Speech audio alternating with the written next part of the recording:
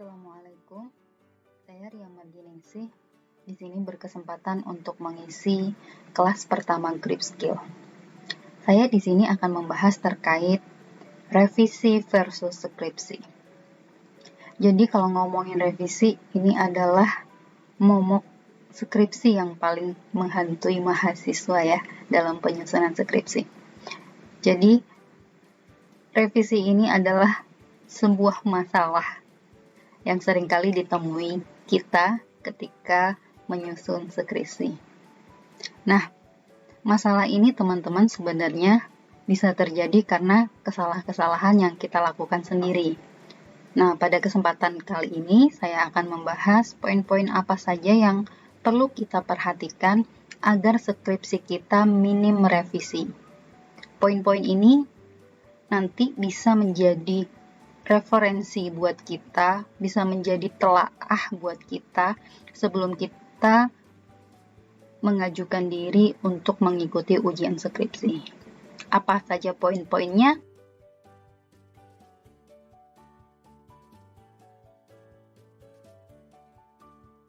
Saya sering menemukan mahasiswa ketika ujian sidang itu tidak bisa menjelaskan hal-hal ataupun poin-poin yang mereka tulis sendiri di skripsinya. Nah, catatan-catatan di sini mungkin bisa menjadi referensi bagi teman-teman yang sedang menyusun skripsi untuk memperhatikan poin-poin apa saja sih yang biasanya itu ditanyakan saat ujian sidang, ataukah poin-poin apa sajakah yang seringkali terdapat kesalahan ketika dalam penyusunan skripsi. Oke. Poin pertama kaitannya dengan alasan penelitian. Nah, seringkali mahasiswa itu ketika ditanya saat ujian atau bahkan saat pertama kali ketemu dosen pembimbing itu, mereka tidak bisa menjelaskan alasan penelitiannya. Nah, ini yang harus dipahami ya, bahwasanya alasan penelitian itu tidak bisa berdasarkan saya karena suka tema ini, Bu. Saya karena suka topik ini, Bu. Tidak seperti itu. Karena ngomongin skripsi itu adalah penelitian ilmiah. Jadi, teman-teman di sini harus bisa menjelaskan terkait dasar ataupun acuan teori yang mendukung daripada penelitian kalian. Jadi, di sini ngomongin alasan penelitian itu juga harus ada dasarnya gitu, harus ada basis teoritisnya, jadi ngomongin grand teorinya.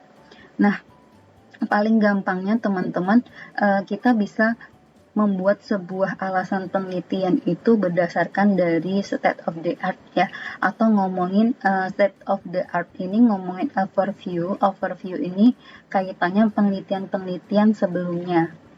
Jadi seringkali kalau penelitian mahasiswa itu kan pengaruh variabel X terhadap variabel Y, gitu ya. Itu yang paling gampang dan simpelnya. Biasanya ada 2 variabel X dan 1 variabel Y. Nah, seenggaknya teman-teman bisa menjelaskan dari penelitian-penelitian sebelumnya yang bisa menjelaskan gap riset. Jadi, di sini alasan penelitian itu harus bisa menjelaskan gap riset ya. Gap riset kaitannya penelitian-penelitian yang terdahulu dibandingkan dengan penelitian-penelitian yang saat ini sudah dilakukan, ya tentunya penelitian sebelumnya juga, karena penelitian itu sudah dilakukan sebelum kita melakukan penelitian. Itu poin yang pertama ya, mungkin yang kalau kita mau ngambil dari telaah hasil penelitian sebelumnya. Poin yang kedua, harusnya alasan penelitian ini juga bisa berangkat dari fenomena. Ngomongin fenomena ini bisa berangkat dari kondisi-kondisi yang sedang booming saat ini. Jadi kalau ngomongin fenomena itu ngomongin kondisi yang dulu tidak ada, saat ini tuh terjadi. Jadi paling gampangnya tuh ngomongin before and after. Jadi misal gini, tahun 2000, sekarang tahun 2020 ya, jadi mungkin tahun 2019. Fenomena COVID ini kan belum ada gitu. Ini bisa dibilangkan fenomena bukannya, tapi saya ingin mencontohkan yang gampangnya aja. Jadi dengan adanya COVID, itu kondisi-kondisi yang dulu mungkin nggak terjadi di tahun 2019, itu terjadi saat ini di 2020. Misalnya ngomongin work from home ya. Jadi ngomongin sesuatu hal yang dulunya nggak ada, sekarang terjadi gitu. Atau sesuatu hal yang dulunya mungkin bukan sesuatu yang lumrah, saat ini terjadi gitu. Dulu kan orang kerja harus ke kantor gitu ya. Tapi saat ini enggak gitu. Bahkan mungkin dengan adanya COVID ini ada banyak fenomena co-working space ya. Jadi kalau dulu itu ngomongin co-working space itu enggak se-booming saat ini gitu loh. Ya, karena saat ini orang bisa kerja di mana aja, kaitannya apa juga? Kaitannya dengan digitalisasi, mungkin karena perkembangan internet saat ini ya semakin meluas ya, semakin mudah kita mengakses internet dimanapun, sehingga orang yang mobilitasnya tinggi itu kan biasanya membutuhkan space ataupun ruang kerja ketika mereka sedang mobile, misalnya kayak di airport itu ya, ketika orang transit itu mereka harus meeting, kan nggak mungkin kita meeting di ruang tunggu gitu ya. Nah itu kita bisa menggunakan co-working space itu tadi. Nah jadi banyak hal teman-teman yang bisa kita ambil kaitannya sama fenomena, nanti bisa di search ya kondisi-kondisi yang dulunya nggak ada sekarang ada. Nah itu bisa menjadi sebuah ide penelitian, bisa menjadi sebuah alasan penelitian bahwasanya itu bisa membuat apa ya, ngomongin skripsi itu berarti kan ngomong penelitian kalian itu bisa menjadi menarik satu, kemudian penelitian kita itu punya alasan yang kuat gitu ya. Kemudian di sini berangkat dari masalah penelitian. Nah, kalau ngomongin masalah penelitian ini, kita bisa mengambil dari permasalahan-permasalahan yang sedang terjadi gitu ya. Misalnya permasalahan di sebuah perusahaan, karena concern saya di manajemen, biasanya gini, banyak sekali mahasiswa yang melakukan penelitian ya, misalnya untuk manajemen sumber daya manusia ya. Banyak yang melakukan penelitiannya kaitannya sama kinerja, ini banyak banget gitu ya. Nah, kinerja ini kan banyak sekali teorinya, banyak sekali dasar acuannya ya. Jadi, teman-teman bisa menggunakan dasar teori yang relevan, biasanya kaitannya sama indikator ya. Kalau semisal misalnya kita pakai dasar teori acuannya Mangkunegara gitu ya, di situ ada kuantitas, ada kualitas, dan lain sebagainya ngomongin indikatornya. Nah, di sini teman-teman harus bisa menjelaskan kaitannya permasalahan yang terkait yang ada di indikator dasar ataupun grand teori ataupun teori yang kamu ambil sebagai dasar acuan gitu. Jadi ketika ngomongin alasan penelitian di sini, nggak hanya sekedar menjelaskan pengertian dari kinerja itu gitu, tapi kamu bisa menceritakan kaitannya sama permasalahan yang memang terjadi di sebuah perusahaan atau permasalahan yang terjadi di mungkin di lingkungan, kalau yang anak marketing biasanya di kondisi saat ini gitu ya. Kalau anak operasional ya kondisi di perusahaan, di bagian produksi dan segala macamnya. Tapi kalau ngomongin masalah penelitian ini yang sering banget menjadi masalah gitu. Mungkin nanti akan kita bahas kaitannya permasalahan penelitian ini secara khusus ya, tapi di sini singkatnya adalah yang sering saya temui ketika mahasiswa ujian skripsi itu mereka tidak bisa menjelaskan permasalahan secara detail di dalam papernya. Ada beberapa mahasiswa yang ketika ditanya dia paham terkait permasalahan yang dia teliti, tapi tidak tertuang dalam skripsinya. Atau bahkan ada permasalahan yang mereka tuangkan justru di bab 4 gitu, bukan di bab 1 di latar belakang penelitian. Jadi ini yang perlu di cross check ulang nanti oleh teman-teman sebelum kalian mendaftar ujian skripsi, sehingga nanti ketika kalian ujian sidang itu revisinya tidak mayor ya gitu, tapi bisa dikatakan revisi minor. Ini poin pertama yang harus diperhatikan. Kemudian, nah ini rumusan masalah. Nah rumusan masalah ini kan template dari setiap kampus beda-beda ya, karena kalau di kampus ketika saya dulu mahasiswa itu template rumusan masalah kita bercerita paragraf ya, menceritakan tentang perumusan masalah itu beda subbab dari latar belakang. Tapi ada template juga yang menjelaskan kaitannya bahwasanya belibet ya. Kaitannya dengan rumusan masalah ini hanya berupa poin. Jadi berdasarkan latar belakang di atas gitu atau berdasarkan masalah di atas, maka rumusan masalah pada penelitian ini adalah 1 gitu ya, 2 dan seterusnya. Nah, mungkin di sini saya tidak ngomongin template-nya, tapi di sini akan saya jelaskan terkait rumusan masalah yang biasanya di sini banyak sekali terjadi kesalahan ya oleh si peneliti, kaitannya sama rumusan masalah sama uji hipotesisnya. Nah, di sini rumusan masalah ini biasanya mahasiswa itu kalau uji skripsi itu, kalau mahasiswa S1 kan biasanya pengaruh variabel X terhadap variabel Y gitu ya. Begitu juga untuk rumusan masalah yang kedua, pengaruh variabel X2 terhadap variabel Y. Nah, tapi kadang-kala ada yang begini, rumusan masalahnya. Jadi, pengaruh variabel X, berarti kan kalau ngomongin rumusan masalah, sebuah pertanyaannya, apakah terdapat pengaruh yang signifikan dan positif terhadap variabel Y? Gitu ya, apakah terdapat pengaruh positif dan signifikan terhadap variabel Y? Ya, jadi di sini tentu saja apakah terdapat pengaruh variabel X secara positif terhadap variabel Y.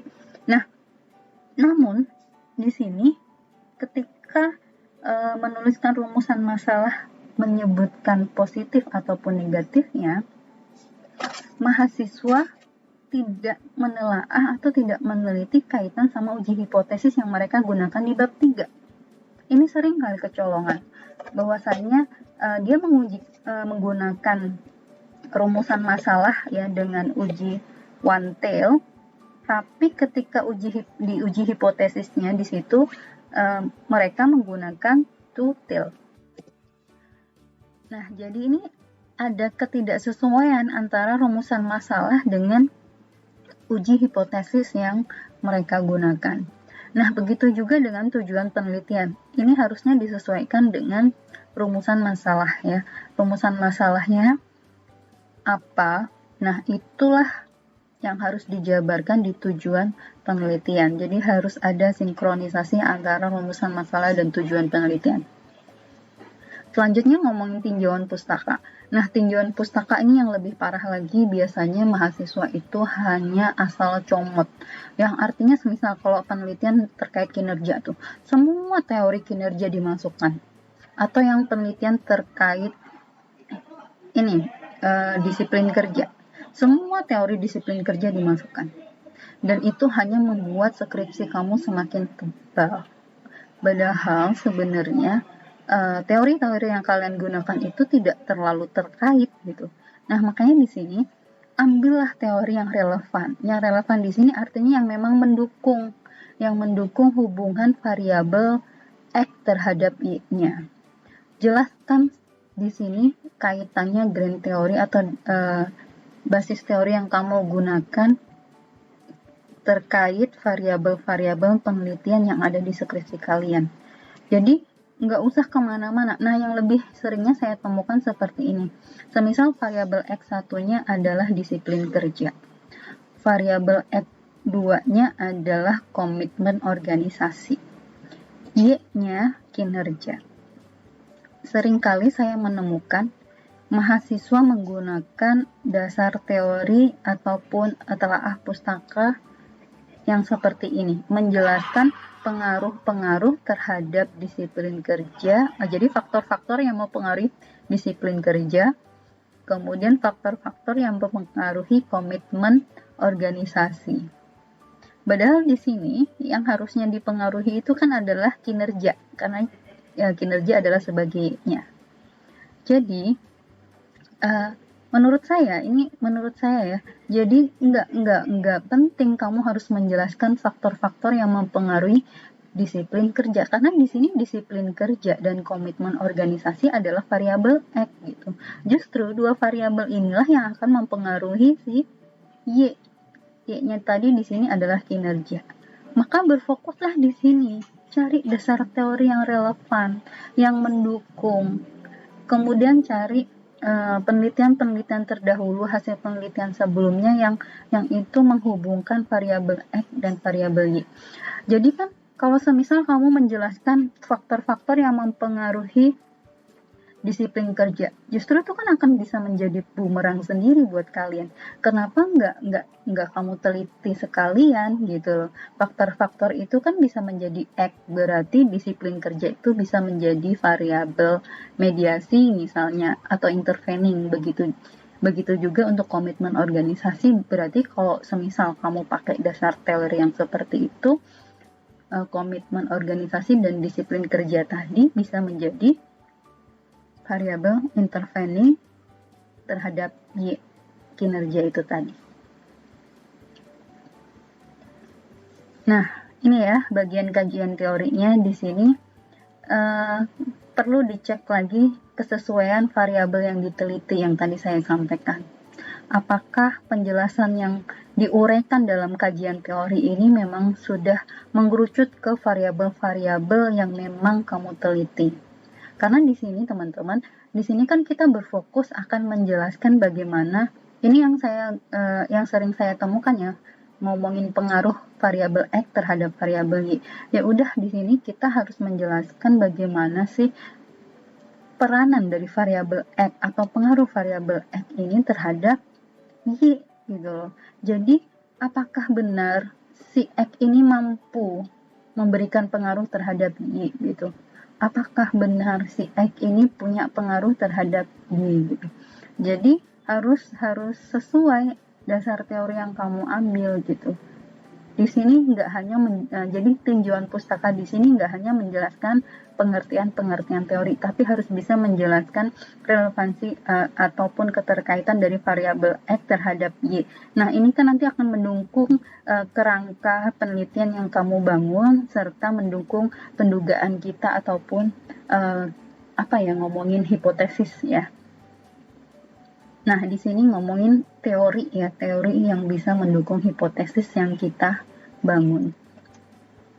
Kemudian di sini kalau ngomongin metodologi di bab 3. Di sini kita harus bisa menjelaskan kaitannya data yang kita ambil ya. Jadi ada penjelasan terkait data. Jadi yang sering kali itu mahasiswa menjelaskan data-data, segala macam data, tapi sebenarnya data itu tidak diambil, atau misalnya ada data kuantitatif, kualitatif, atau segala macamnya ya. Tapi ternyata skripsi yang kita buat itu hanya berfokus pada data primer misalnya yang diambil melalui kuesioner, atau yang mungkin menggunakan data sekunder misalnya. Nah, itu kalau semisalnya kalian hanya menggunakan salah satunya, ya berarti penjelasan-penjelasan yang lainnya nggak perlu dimasukkan gitu. Jadi ini hanya membuat tebal skripsi kalian gitu. Jadi skripsi itu nggak perlu tebal teman-teman. Yang penting isinya itu konkret gitu ya. Ya, jadi yang penting isinya itu memang sudah sesuai gitu. Kalaupun mau ditebelin, nanti harusnya di bagian 4. Jadi kaitannya penjelasan, uraian, ya. Jadi uraian itu oke, nanti kita bahas di bab 4 ya. Oke. Nah, di sini kaitannya tonjolkan pendekatan bagaimana data akan dianalisis. Nah, di sini teman-teman, di metodologi ini teman-teman harus bisa menjelaskan kaitannya data ini gimana sih mau dianalisanya gitu. Pakai pendekatan apa, pakai alat analisis apa gitu ya. Kemudian di sini teman-teman harus bisa menjelaskan, semisal kalau yang pakai data primer berarti kan menggunakan kuesioner ya, atau mungkin bisa juga sih dari wawancara. Tapi kebanyakan kan pakainya kuesioner.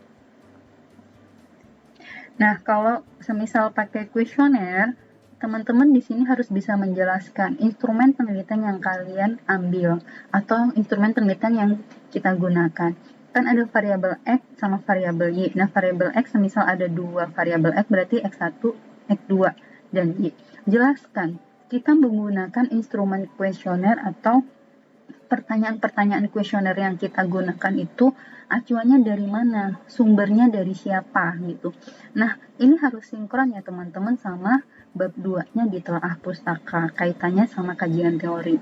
Jadi, jangan sampai ketika kamu acuan teorinya di bab 2 pakai teorinya si A, tapi ketika di metodologi menjelaskan instrumen penelitian kamu menggunakan teori si B gitu. Jadi kalau mungkin bisa saja di mix ya, tapi berarti harusnya di bab 2-nya juga sudah dijelaskan gitu. Untuk yang gampangnya aja seperti ini, untuk simpel kalau nulis skripsi berarti ya kalau kamu di dasar, karena kan di bab metodologi juga ada biasanya ada di bab 3 ya terutama ada pengertian terkait variabel-variabel ya. Jadi di situ harus ada kaitannya sama dasar teori yang kamu ambil. Jadi harus sesuai antara kuesioner sama dasar teorinya. Kemudian dijelaskan sumber referensi kuesionernya dari mana. Jangan asal comot gitu ya. Semisal kalau semisal kita ada mengubah poin pertanyaan, kita jelaskan di situ. Atau semisal kita ada menambahkan poin pertanyaan dari semisal dari pendapat teori yang lain gitu, boleh gitu. Tapi tetap kita pertama harus menggunakan acuan yang kita gunakan, kemudian kita tambahkan. Tapi dengan catatan tadi ya, berarti di bab 2-nya juga kamu sudah menjelaskan kaitannya sama teori lain yang kamu ambil juga di skripsi ini gitu. Oke, selanjutnya di sini ngomongin analisis dan pembahasan. Nah, ini yang tadi saya bilang, jangan sampai analisis dan pembahasan di bab 4 itu lebih tipis daripada bab 2 kamu. Seringnya yang saya temukan seperti itu. Karena tadi kenapa? Ya karena tadi semua teori yang terkait variabel penelitian kamu dimasukin gitu, kayak main cemplung gitu ya. Padahal itu nggak terkait sebenarnya gitu.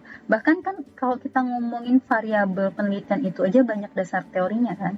Yang tinggal dipilih aja teori mana yang kira-kira paling relevan sama permasalahan penelitian kamu.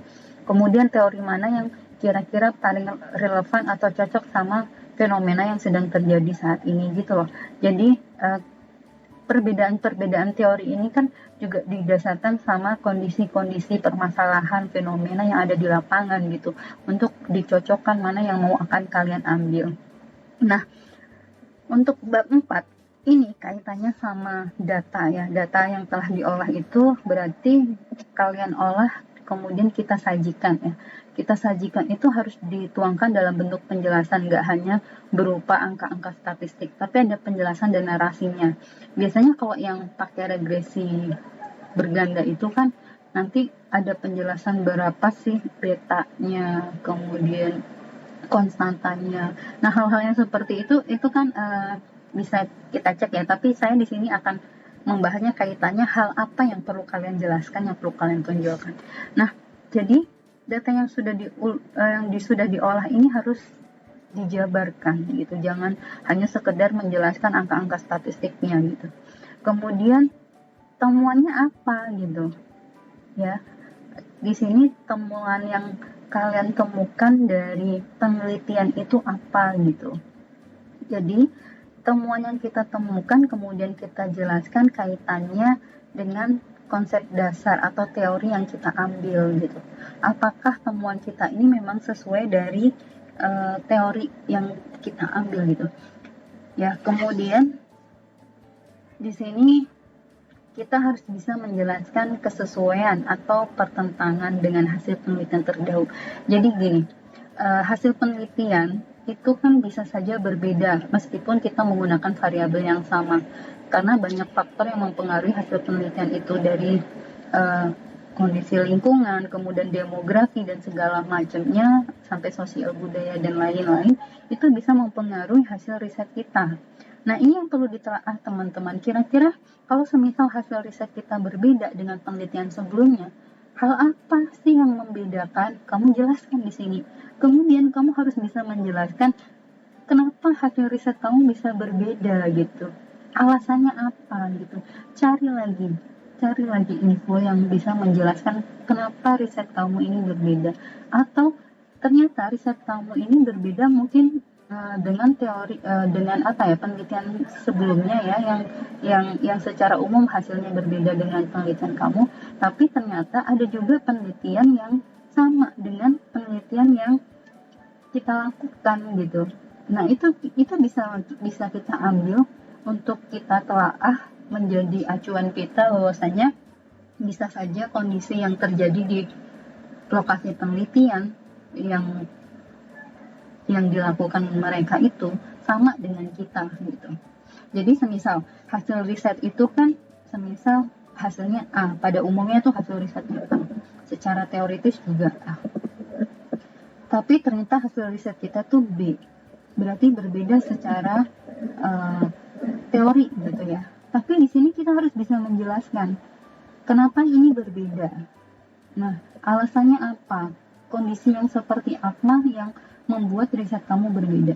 Jadi jangan sampai riset yang berbeda ini dianggap salah, karena memang bisa saja salah. Kenapa? Bisa saja ketika kamu membangun grand theory, ketika kamu melakukan sebuah penelitian itu kamu tidak benar-benar memahami kondisi ataupun permasalahan yang ada di lokasi penelitian ya, di lokasi riset ya. Tapi belum tentu juga salah gitu, karena memang ada hal-hal yang bisa membuat penelitian kita ini hasilnya tidak sama seperti penelitian secara umum gitu, atau penelitian secara umum. Nah, makanya kita perlu dukungan penelitian sebelumnya yang hasil risetnya tuh sama-sama kita. Nah, itu. Yang terakhir mungkin ya, teman-teman ketika membuat sebuah penelitian itu carilah relevan, referensi yang relevan, yang update. Sering saya temui mahasiswa menggunakan bukunya tuh udah jadul banget, padahal banyak buku-buku baru yang ya oke, kalau semisal Bu emang nggak boleh, ya boleh saja, tapi ketika karena memang dasar teorinya memang sudah lama sekali ya, tapi kita harus bisa menyajikan kajian yang terbaru yang kita bisa ambil dari artikel di jurnal. Nah, gunakan jurnal-jurnal yang memang sudah terakui ya, artinya terakui di sini jurnal-jurnal yang baik ya. Kalau di Indonesia kita bisa cek di Sinta, Ristek Dikti ya. Kalau sekarang BRIN Sinta ya, cari aja nanti tinggal di googling. Kemudian kalau kita mau yang kampusnya punya akses untuk jurnal-jurnal berbayar, kita bisa mengambil dari Emerald ya, Prokes dan lain sebagainya. Atau kalau mahasiswa yang tidak memiliki akses untuk jurnal-jurnal yang berbayar itu, pemerintah kita sudah menyediakan di Perpustakaan Nasional Indonesia PNRI. Nanti silahkan di googling aja, kita bisa daftar jadi member di sana dan kita bisa akses artikel untuk menjadi bahan riset kita, untuk bisa menjadi bahan referensi dan acuan yang update. Oke, ini mungkin yang harus kalian tanyakan kepada diri sendiri. Jadi apa sih yang udah kalian lakukan selama ini dalam menyusun skripsi? Apakah benar-benar kamu sudah memaksimalkan kekuatan yang kamu punya? Apakah kamu benar-benar sudah berupaya untuk membuat skripsi itu lebih baik dari waktu ke waktu? Apakah kamu sudah merevisi skripsi kamu sesuai masukan pembimbing dosen? Nah, hal-hal seperti ini perlu kita renungkan ya teman-teman, karena banyak sekali mahasiswa yang hilang. Jadi ketika dikasih masukan, dikasih catatan, habis itu hilang. Ketika kalian menghilang, tentunya hilang pula lah pemahaman kamu akan masukan-masukan itu tadi gitu. Jadi saran saya untuk teman-teman yang sedang menyusun skripsi, jangan sampai kalian melewatkan kesempatan untuk bimbingan ketika dosen pembimbing kamu memberikan waktu untuk bimbingan. Oke, mungkin itu dulu penjelasan dari saya. See you on next class ya. Jadi, semoga ini bisa memberikan pencerahan dan masukan. Kalau memang ngerasa bermanfaat, boleh di-subscribe dan like. Ya, kalau ngerasa ini memang bermanfaat, boleh di-subscribe dan like Script Skill. Jangan lupa connect dengan saya di Ria Marji di Instagram. Assalamualaikum.